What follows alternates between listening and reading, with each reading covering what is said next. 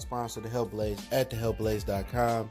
100% all natural products from lotions, soaps, foot soaks, bath bombs, and much, much more. Use the promo code Goodfella1Boxing. Tell them your boy CJ Goodfella sent you, get 18% off. We out. Gary Russell won a unanimous decision in a tough fight out there in Allentown, Pennsylvania over King Tug.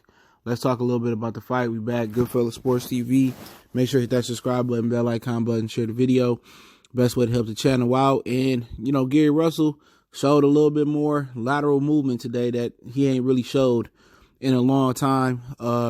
He was walking Neymar into a lot of shots. He was landing a lot of shots. It's double, triple jab. Whether he popped it from the shoulder or he just fully extended it, it was giving King Tug some problems. And when you got a guy that making his mind up that he gonna just put the earmuffs on and try to walk you down, Neymar needed to use his jab a lot more.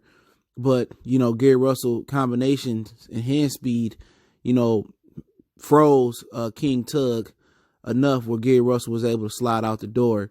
And eventually when King Tug figured out if he doubled and tripled his jab on the way in, it would hold Gary Russell right there. Their feet got tangled a couple times and Gary Russell went down. And rightfully so, they wasn't called a knockdown, but it was basically Russell, just front running. You know what I'm saying? He front ran in the front of the fight, in the first half of the fight. Neymar couldn't really, get his distance or get comfortable in there. He found the home for the uppercut. And once he started utilizing his jab, it froze Gary Russell a little bit. But one thing that Gary Russell made it a tough fight early on was not going to King Tug body. He was hitting him with 1-2s and straight lefts and right hooks. But it was opportunities once he got in with his combination punches where he could have slid to the side and then ripped the body. You know what I'm saying? I felt that he should have ripped the body a lot more. But down the stretch, when King Tug started touching his body, then, he kind of went to King Tug body. But King Tug kind of turned the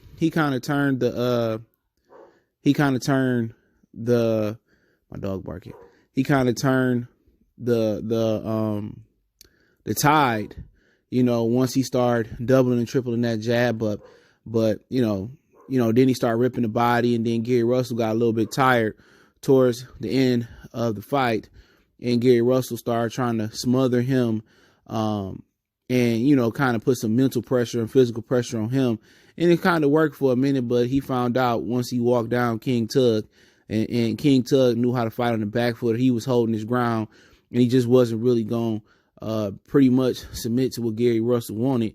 But, Tug had some good rounds here and there, but even some of his best rounds, it was still competitive with Gary Russell. And, he just didn't have enough power. He just didn't have enough experience. He just didn't have enough pressure. You know what I'm saying?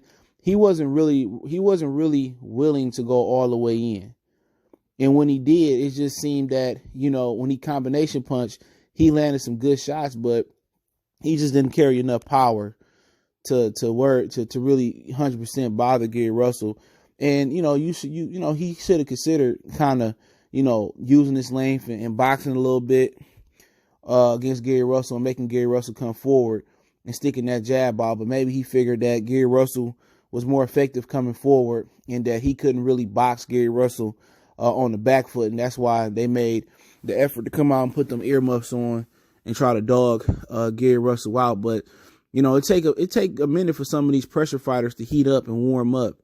And then, find a groove. But once he found his groove and he unlocked the double, triple jab, he had some success, but he just wasn't a good enough fighter, physically. He didn't have enough speed. He didn't have enough power. He one of those, guys that's in the middle of the road. He pretty good in all the departments, but he just don't carry enough speed and athletic ability and power to be at the top of the division. But the guy that he beat, Mayro, I think he was a Puerto Rican guy. I heard he got obliterated today by Kid Galahad. And I heard it wasn't even close. He quit in the 8th round, or he got stopped in the 8th round. So, if that's a little nugget there. But Gary Russell wanted to move up to lightweight. I don't think that's a good idea. I heard that his handlers, Al Heyman and Sam Watson, don't want him to move up to 35.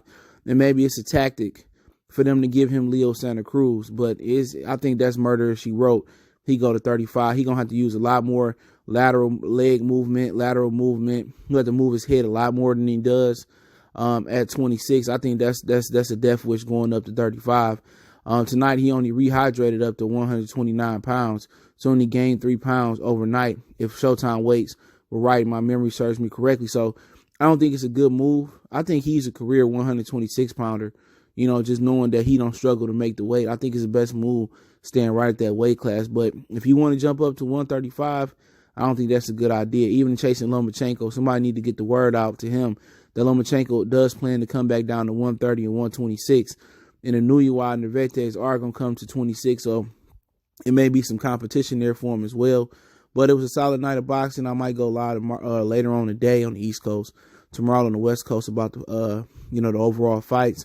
This weekend we got Ryan Garcia fighting Caleb Plant. Garcia on Valentine's Day, Plant on Saturday. Want to make a donation to the channel? PayPal, Cash App in the description. Best way to donate, share the video. Don't forget we on all social media. The links in the description: Facebook, Instagram, Twitter. In my email if you need to reach out one time for the one time. Congratulations to Gary Russell. We gone.